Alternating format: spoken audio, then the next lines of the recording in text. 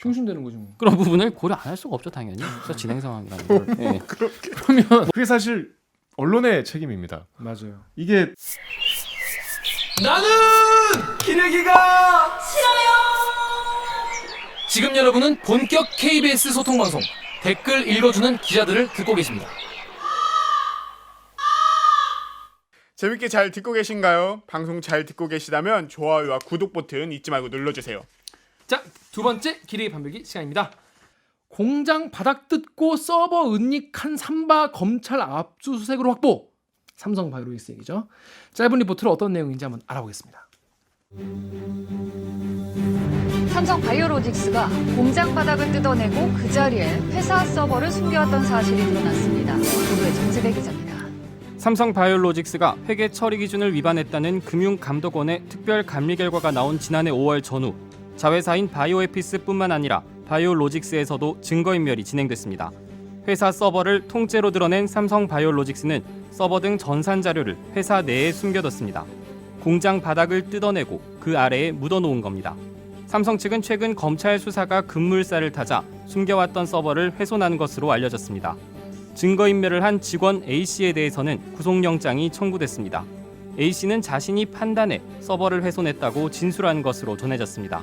하지만 검찰은 바이오로직스와 자회사인 에피스 모두에서 체계적으로 증거인멸에 나선 것은 삼성전자 사업지원 TF의 지시에 따른 것이라는 진술을 확보했습니다.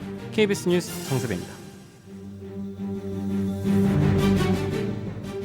네, 이 내용 지금 근데 뭐 아시는 분은 좀 어렵죠. 네, 잘 그렇죠. 아시겠지만 모르는 분도 많아요. 이게 뭐 이 데일기 시청자분들 중에서 본인 시사에 별로 관심은 없는데 요거 하나 보면은 잘 이해가 된다, 맥락을 좀 짚을 수 있다. 그래서 본다는 분도 많기 때문에 요 내용을 짧게 한번 짚어보고 넘어가도록 하겠습니다. 일단 요 사건 어떤 사건인지 2015년부터 이게 시작이 된다는데 한번 정세비 기자 짧게 한번 설명을 좀 해주시겠어요?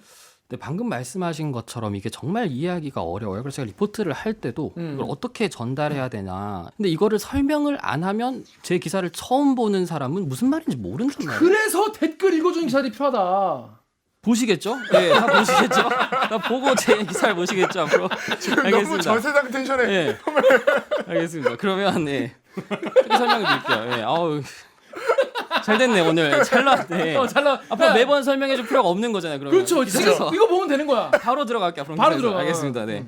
이게 말씀하신 대로 2015년까지 가야 돼요. 왜냐하면 쉽게 생각하면 삼성 바이오로직스라는 회사가 2015년에 회계 기준을 변경을 한 겁니다.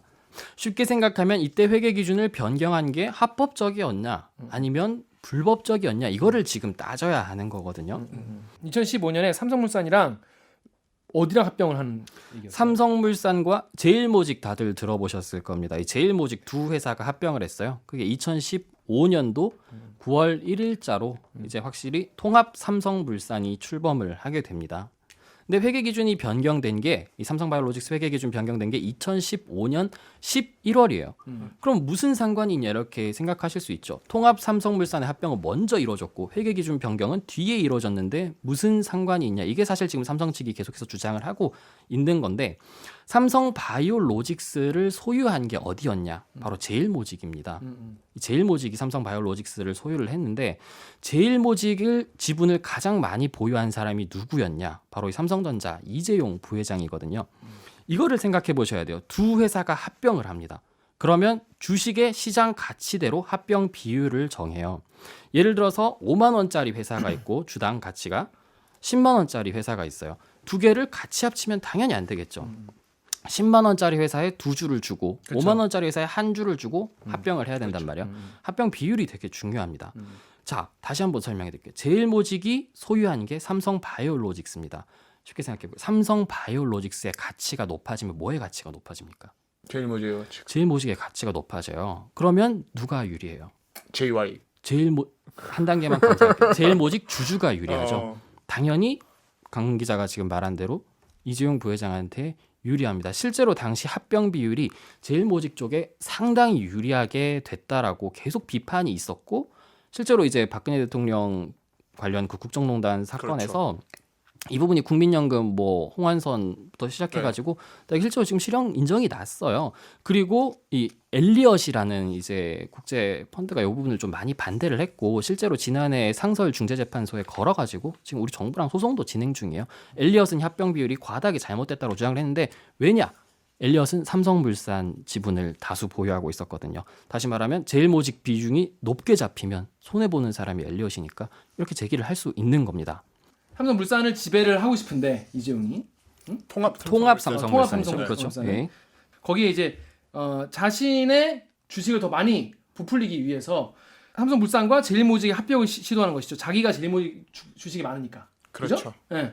근데 제일모직의 그러면 가치를 높여야 삼성물산이랑 합병을 했을 때 자기 포션이 많아질 거 아닙니까? 그렇죠. 그래가지고 근데 제일모직이 딱히 뭐 불릴 게 없잖아요. 옷 파는데. 그래가지고 근데 여기서 제일모직 갖고 있는 회사가 삼성바이오로직스 회사다.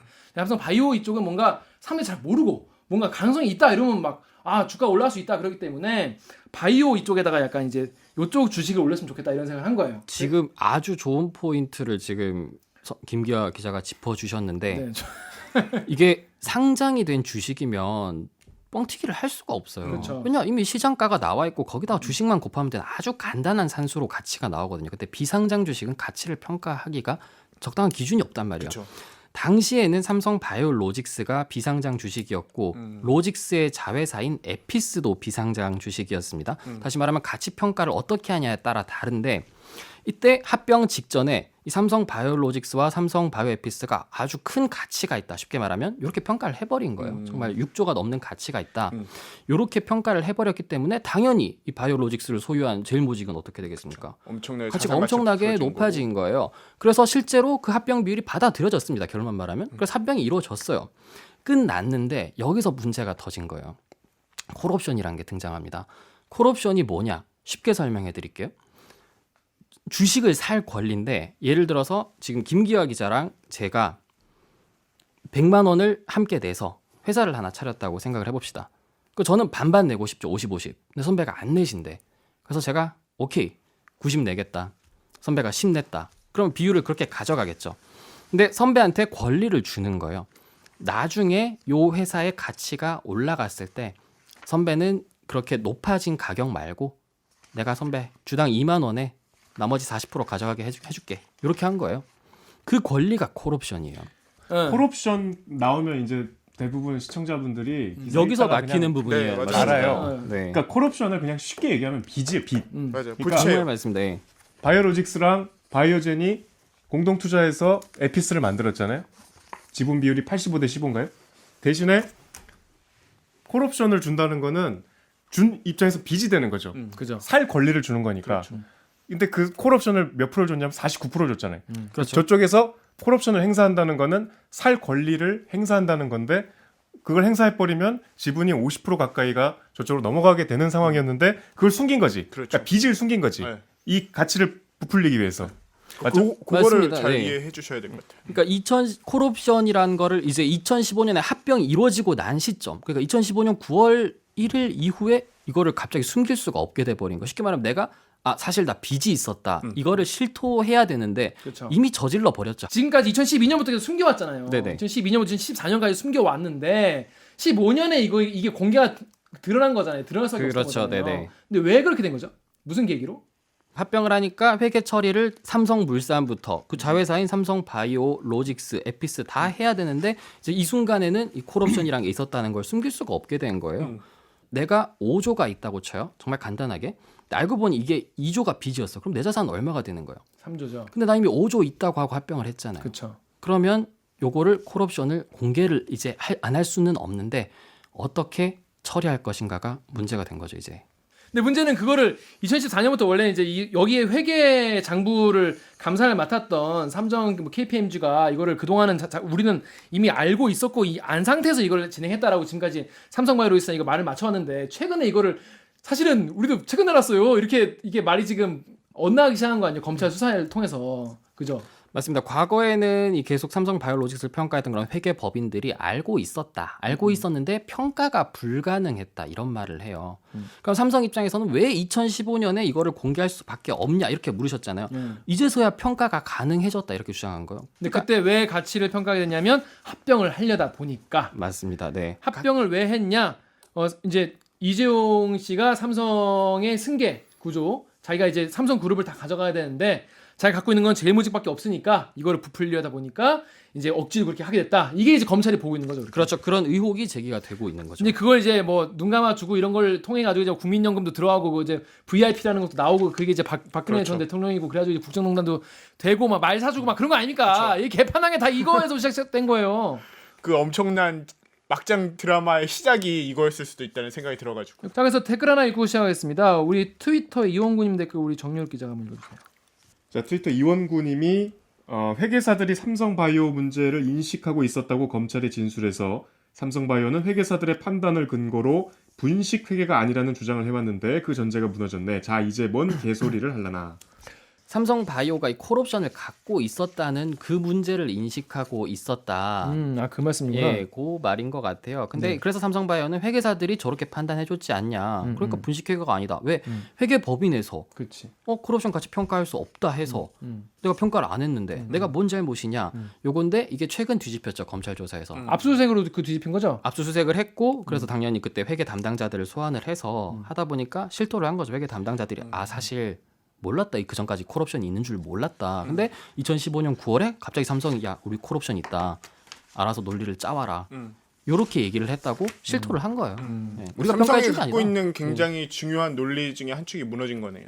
그렇죠. 지금 삼성은 우리는 죄가 없다. 회계 기준을 다 따랐고 외부의 공정한 평가를 따랐다는 건데 사실은 그 평가 자체가 삼성이 짜준 대본대로 이루어졌다. 실제로 이루어진 적도 없다. 네. 지금 요게 검찰 수사에서 드러나고 있는 거예요. 삼성으로서는 되게 아픈 부분을 찔린 거네요, 확실히. 그렇죠. 사실 검찰이 어떻게 보면 삼성이 예상했던 방어 논리보다는 지금 좀 더 빠른 속도로 나가고 있고 그 삼성이 준비했던 방어막들의 허점을 좀 잘 치고 나가고 있다. 이렇게 볼 수도 있을 것 같아요. 그래요? 지금. 네. 그 삼바 쪽은 이렇게 나올 줄은 몰랐다고 봐야 되나? 수사가 뭐 이렇게까지 전방위적으로 진행이 되고 또 전방위적으로 이제 관련 자료를 확보하거나 이제 진술이 나올 줄은 몰랐는데 사실 지금 검찰의 조사를 하는 뭐 회계법인이라든지 뭐 신용평가사라든지 전부 다 검찰 조사에서 실토를 하고 있는 상황이거든요. 네. 사실 작년에 좀 이슈가 된 게 민주당의 박용진 의원이 네. 이 관련 문제 제기를 계속 해왔고 관련 문건도 공개하고 네. 꾸준히 지금 이 이슈를 주도적으로 끌고 왔었는데 박용진 의원이 최근에 검찰 수사가 놀라울 만큼 속도감 있게 훌륭하게 지금 진행이 되고 있다고 평가를 하더라고요. 네. 그러니까 우리가 사실 삼성 하면은 항상 검찰이 좀 머뭇거리고 영장도 항상 기각되고 해왔는데 갑자기 이게 특수 이부인가요? 네, 검찰이 그렇죠. 왜 이렇게 특수 지금 수사를 잘하고 있는 거예요?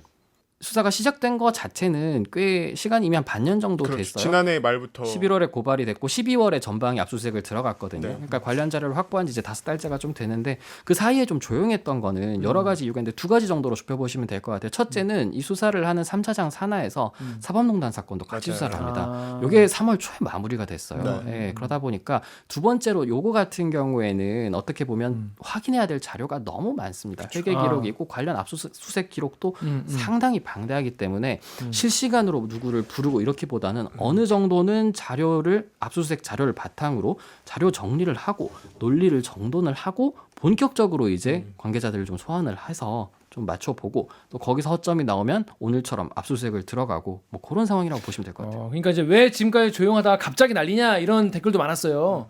그거에 대한 대답은 어느 정도 되는 것 같네요. 아, 네. 봐야 될 자료가 상당히 많고 18명이면 사실 뭐 수사치고 많은 인원이긴 하지만 그 많은 자료를 인간이 물리적으로 볼 수 있는 건 한계가 있지 않습니까? 사법농단 네. 그거 수사하는 맞습니다. 조금 예. 밀렸다. 같이 수사도 진행을 했죠. 그 네. 작년 연말에도 실제로 검찰 내부에서도 이제 이 고발이 들어가고 사실 이거에 대해서도 관심이 이제 언론도 기자들도 굉장히 많았었는데 이제 그때 검찰 사실 관계자들 고발까지가 어려웠죠. 저는 이제 그게 궁금하더라고요. 늘 삼성 앞에서 조금 약했던 검찰이 그리고 법원도 마찬가지예요. 저는 그렇죠. 최근에 그 에피스 임원 2명 구속됐잖아요. 영장이 당연히 기각될 줄 알았어요. 지금까지 그래 왔고. 근데 그 영장이 발부되면서 이제 뭔가 좀 국면이 달라진 느낌이 들던데 현장에서 지금 검찰 매일 출근하면서 보시기에 뭔가 하여튼 좀 다른 분위기로 접근을 하는 것 같아서 제가 바깥에서 보는데 현장에서 보시기에도 그런 분위기가 좀 느껴지는 모양이죠. 네, 실제로 이 수사를 진행하는 그런 수사팀, 특히 뭐 이런 그런 지휘급 간부들 같은 경우에 상당히 자신감을 보이고 있어요. 이거는 사실 수사 초반부터 되게 자신감을 보였어요. 이거는 크게 어려운 수사가 아니다. 사실 이런 말도 했어요. 왜? 이게 사실 뭐 내용이 되게 복잡해 보이지만 실제로는 뭐 이런 내용 하나하나를 뭐 대조해야 하는 것들이 아니라 큰 틀에서 논리는 명확하다는 그렇죠. 거죠.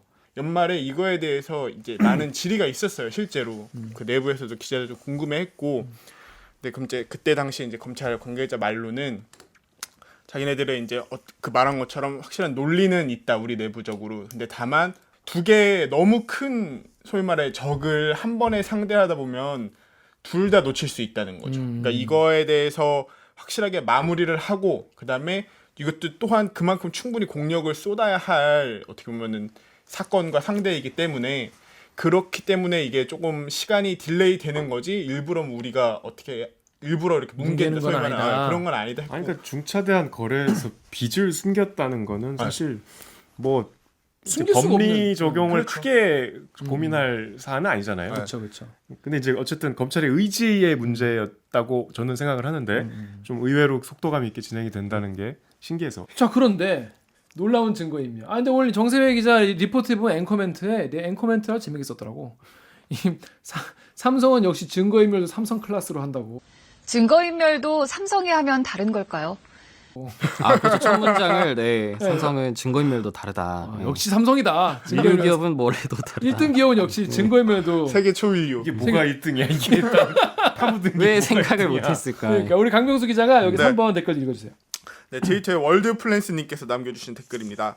얼마 전에 드라마에서 본 게 현실이라니. 드라마에서 근로감독관이 나오니까 주요 자료들을 사무실 바닥에 숨겨놓더니만 그럼 드라마가 현실 반영한 거란 말이요? 허벌판에 홀로 서서 이 양아치 새끼들은 창의력도 없어. 허벌판에 홀로 서서 이미 아이고. 아이디죠. 그런데 잘못 읽었네. 다시 이거 허벌판에 홀로 서서 이미 들으면 얼마나 서운하시겠어요. 난 왜 이 말이 나오나 싶었어 중간에. 부정적인데? 왜 갑자기 허벌판에 갑자기 홀로 허벌판에 왜 나오냐고. 아이고야. 홀로 서는 걸 나쁘지 않은데요? 나쁘진 않아. 아니 자연스러운데 조금 걸리는 게 있더라고. 왜 다시 읽어드릴게요. 죄송합니다. 허벌판에 홀로 서는 님께서 이 양아치 새끼들은 창의력도 없어. 그래서 요즘에 정말 이 뭐 현실이 너무 스펙타클하기 때문에 그렇죠. 뭐 제 아는 시나리오 작가분들도 굉장히 좌절하세요. 우리의 상상을 다 뛰어넘는다. 아니 이미 뭐 국정농단 때부터 국정농단 그런 때부터 경우. 그 컬트적인 그 사건부터 다양하다. 자, 그 보니까 이제 뭐 근로감독관 그 조장풍 거기에 나오는 그런 장면 같은데. 아 거기에 이렇게 진짜로 사무실 바닥에 숨겨놓는 장면이 나와요? 그런 장면이 나옵니다. 그래서 사실 뭐 저도 옛날 행정병 할 때 뭐 부대 정밀시대 나온다고 하면은 아직 다 못 먹은 마스터 같은 거 다 사무실 바닥에 숨기고 그랬었어요. 그런 거 이제 계속 하는 거지. 여기다 뭘 숨긴 거야, 근데 이 사람들이. 정확히는 이게 수사 관계자가 이런 말을 했는데 수사를 몇십 년 한 분이에요. 몇십 년 한 분인데 이런 건 처음 봤대요, 자기도. 그러니까 보통은 요새는 서버를 압수수색하는 경우는 정말 비일비재한데 그렇죠. 그러면 서버에서 관련 자료를 이제 기업에서 미리 삭제를 하거든요. 그럼 이제 그거를 USB에 담아와서 포렌식을 하는 거죠. 서버를 떼와서 하드디스크를 떼와서 포렌식을 해서 자료를 어떤 걸 지웠나 이렇게 확인하는데 서버를 쉽게 말하면 그런 거 뭐 많이 뉴스에서 보셨을 거 이렇게 전산실 같은데 이렇게 서버가 쫙 있는 거기에 저장 장치를 다 떼가지고 그거를 직원 집에 보관을 하고 있었다는 게 삼성 바이오로직스 자회사인 에피스 얘기고 바이오로직스 같은 경우에는 좀 더 나갔죠. 이렇게 사무실에 공장 사무실에 바닥에 장판이 깔려 있는데 그 장판을 열면 타일이 있대요. 그렇죠. 그 나사를 살살살살 감으면 이 타일이 들어져요. 그럼 이제 뭐 밑에 배선도 있고 빈 공간이 나오잖아요. 거기에 따다닥 다 넣어놓고 다시 닫고 이렇게 해놓은 거죠. 근데 이렇게 숨긴 생활 같이 한 분 아니에요? 이렇게 숨긴 걸 어떻게 찾았죠?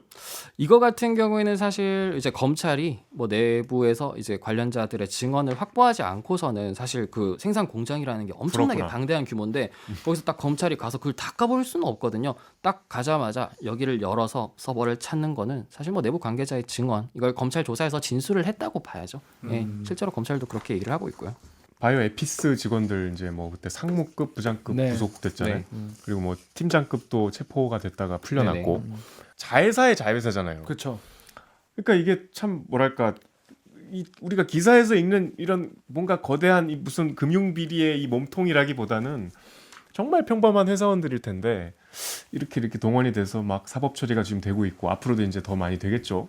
근데 우리 뭐 댓글 보면은 이런 사람은 동정하면 안 된다 이런 말씀이 많아요. 정말 이제 이걸 기획한 쪽으로 수사가 잘 돼야죠. 그러니까 이 사람들 일선에서 이렇게 피 묻히면서 뭐 잡혀갔는데 사실 이게 위로 타고 올라가기 위한 계단 아니겠습니까?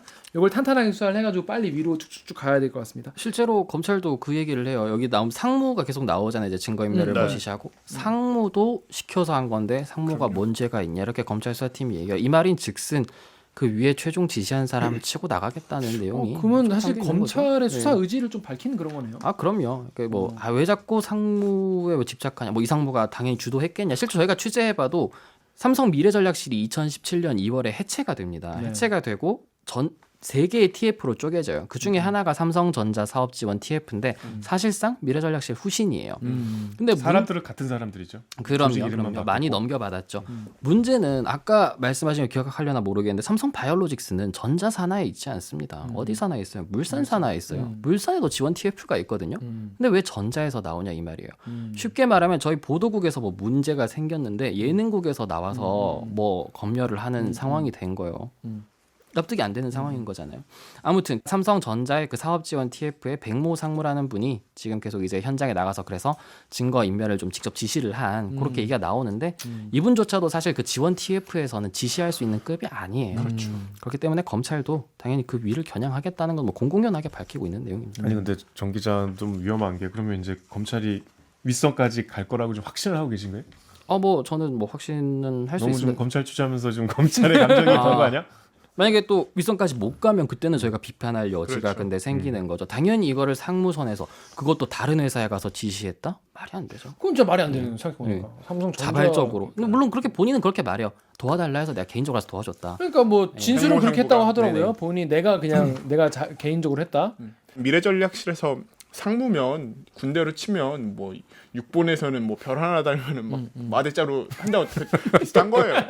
절대 마대자루 하시는 분이 그렇게 못 하거든요. 비유가 참. 그렇지. 사실 우리가 뭐 원스타라고 하면은 뭐 여단에서야 뭐 짱이지만 육본 가면 맞았잖아 이렇게 땄거든요. 군대 얘기 안 한다. 너무 군대 비유만 지금 하고 있는 것 같아서. 거기 안게 없어. 하여튼 그만큼 그 사람이 이제 뭐 주체적으로 할 수는 없는 상황인 것이다. 네. 그래서 앞으로 위로도 올라가고 있다. 자, 그럼 그 다음 댓글 우리 정세비 기자가 4번 댓글 읽어주세요. 네.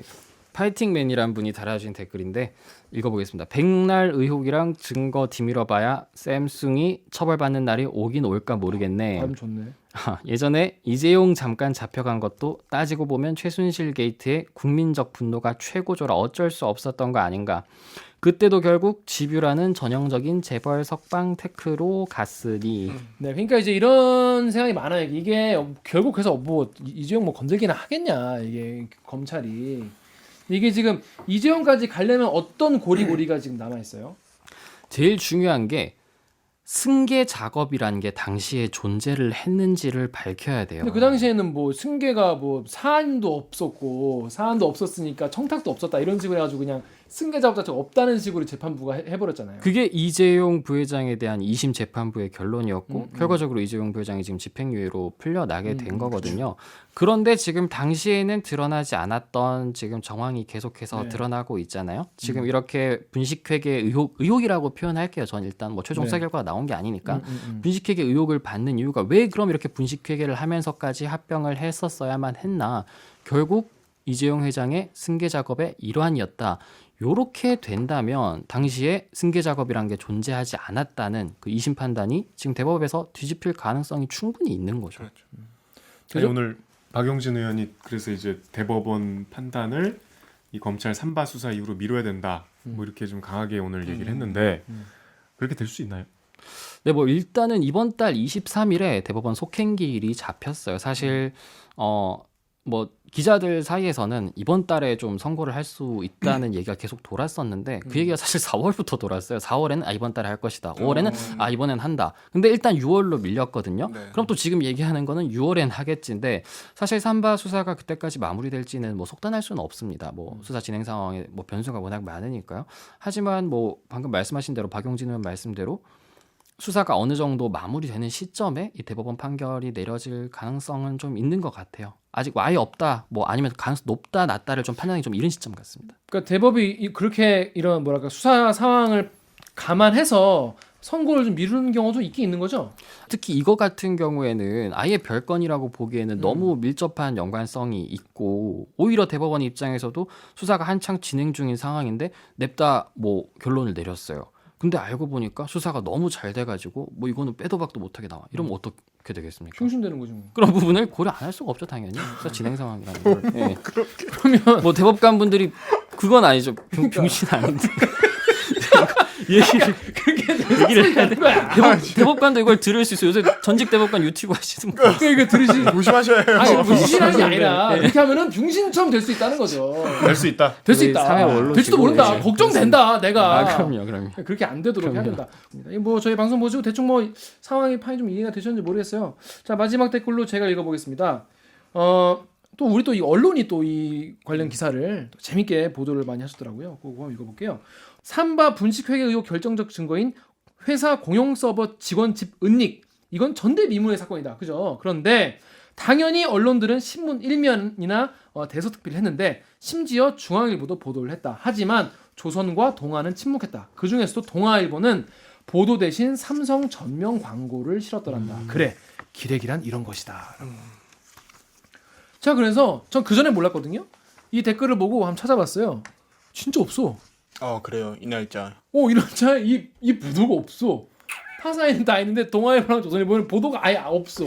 아니 이게 사실 우리가 일반 시청자들이나 우리도 네. 재벌에 대해서 사실 양가적인 감정을 갖고 있어요. 이런 여러 가지 뭐 지금 이런 우리 주식 시장 질서를 교란한 이제 범죄지만 하여튼 재벌들이 많은 좀 법과 이 경계를 왔다 갔다 하잖아요. 네. 거기에 대한 비판적인 감정을 갖고 있으면서도 한편으로는 또 재벌을 동경하고 재벌들의 사생활을 궁금해하고 그렇죠. 그러니까 이재용 부회장 같은 경우도 기억나시겠지만 국정농단 그 청문회 때 나와서 이거 리플레 그 얼마 화제가 됐어요. 맞아요. 이재용도 이거 쓴다. 네. 최근에 이재용 부회장이 막 언론에 많이 노출이 됐었잖아요. 대통령도 만나고. 네네네.